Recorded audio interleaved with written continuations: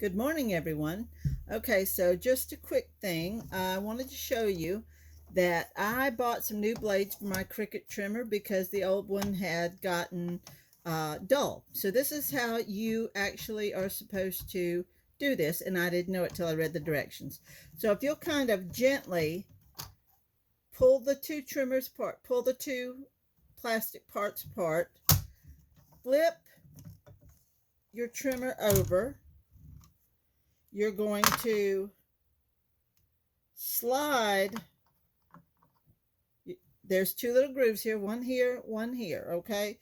You're going to push pressure on that and slide that in, and then lift out your trimmer blade accessory, okay?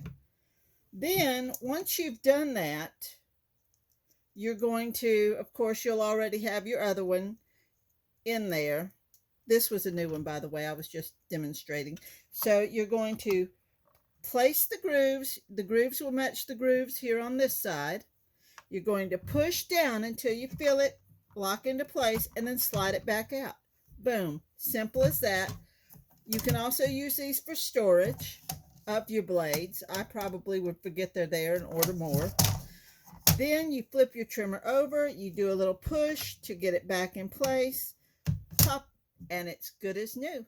How simple is that? I just had to share. Love you guys.